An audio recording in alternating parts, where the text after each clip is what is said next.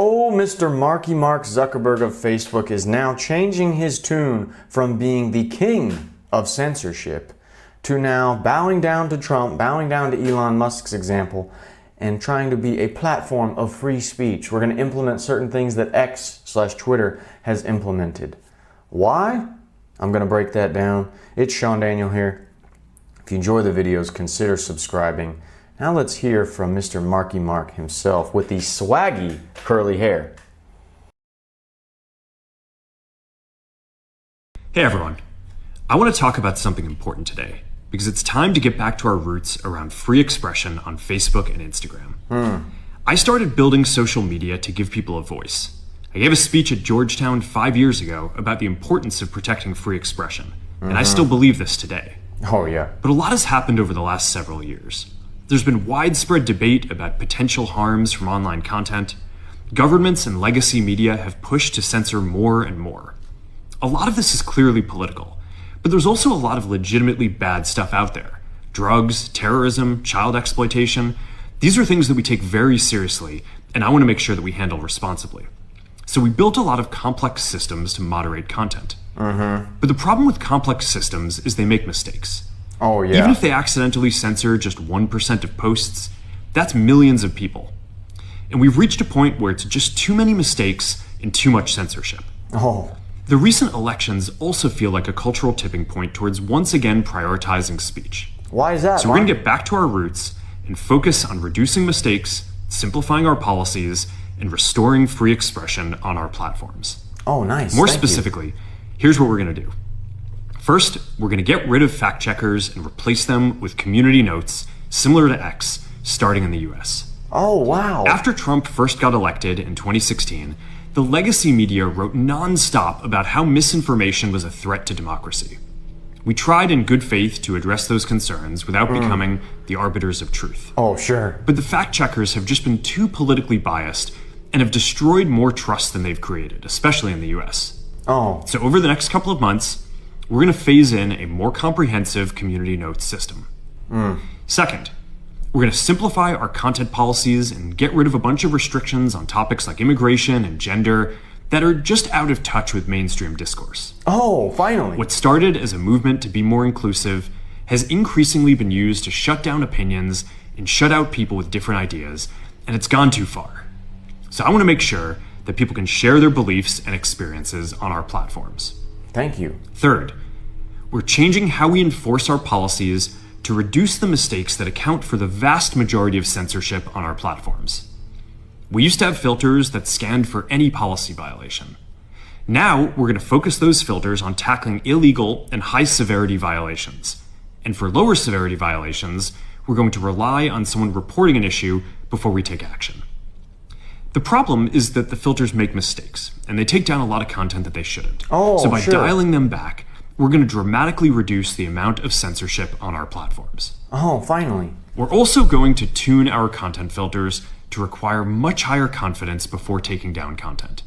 The reality is that this is a trade-off. It means we're going to catch less bad stuff, but we'll also reduce the number of innocent people's posts and accounts that we accidentally take down. Accidentally. Fourth, we're bringing back civic content.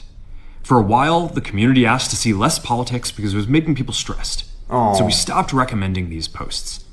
But it feels like we're in a new era now, and we're starting to get feedback that people want to see this content again.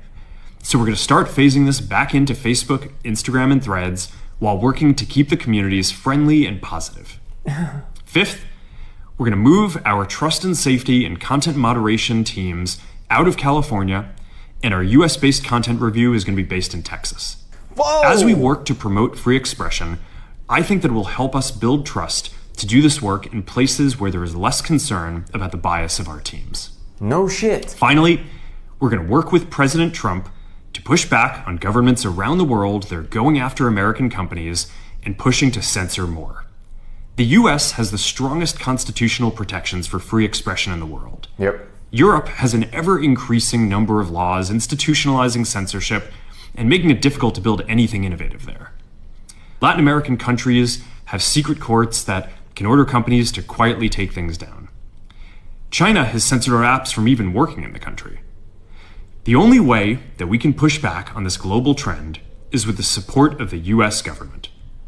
And that's why it's been so difficult over the past 4 years when even the US government has pushed for censorship. Yep. By going after us and other American companies, it has emboldened other governments to go even further. But now we have the opportunity to restore free expression, and I am excited to take it. It'll take time to get this right, and these are complex systems. They're never going to be perfect. There's also a lot of illegal stuff that we still need to work very hard to remove. But the bottom line is that after years of having our content moderation work focus primarily on removing content, it is time to focus on reducing mistakes, simplifying our systems, and getting back to our roots about giving people voice. I'm looking forward to this next chapter. Stay good out there, and more to come soon. Okay, he said something very, very important right here. There. Latin American countries have a country. The only way that we can push back on this global trend is with the support of the US government. Okay. And that's why it's been so difficult over the past 4 years when even the US government has pushed for censorship. By going after us and other American companies, it has emboldened other governments to go even further.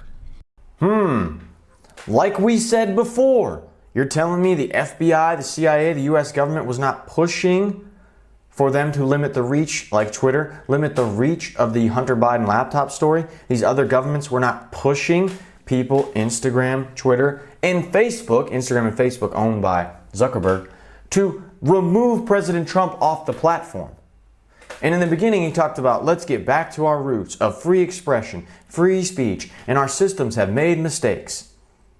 You're telling me that it was a random mistake that you guys took Trump off the platform in January 2021. It was a random mistake that you guys took off so many conservative influencers out of Facebook. You guys limited their reach, possibly, it's alleged. Yeah, that was all random because our systems were too pushed for the trend. Secondly, he's finally moving the content review people out of California. Why would you have the people moderating what is free and fair and what is a okay speech and not hate speech? Why would you have them be based in the most idiotic liberal state in America? Another thing in the beginning. A lot has happened over the last several years. There's been widespread debate about potential harms from online content. Governments and legacy media have pushed to censor more and more. Legacy media has pushed to censor more and more, and you caved to that shit, Mark. Now, the guy who you decided to take off the platform, yes, I'm looking at Mark, I'm not even looking at you guys. The stuff the guy you decided to take off your platforms, now that he won and you met with him and he's in power and he's the big dog in charge, now we want to be free speech. Now we don't want to follow legacy media in censoring. Now we don't want to use legacy media's fact checkers as our fact checkers. Sounds ironic, doesn't it? You're telling me that that's just random because there's a new trend going on and a new push and they want to be the in crowd? Possibly. Because with the more trust that X has gotten and so many people during the election going to X and these free speech platforms to get stories that might be hindered on Facebook and Instagram, like the old Hunter Biden laptop story was, Mark Zuckerberg's seeing, man, Americans actually support this free speech endeavor. They do not like how we censor for safety all these different stories and all these different people. Now he's switching his tune because he cares about the core values of free expression? No, man. Because he wants to keep, I think, the app and his apps to continue to flourish and have more users, because he sees that a lot of Americans might not trust those apps as much as they did before. There was something else I wanted to bring up that just pissed me off. And I want to make sure that we handle responsibly.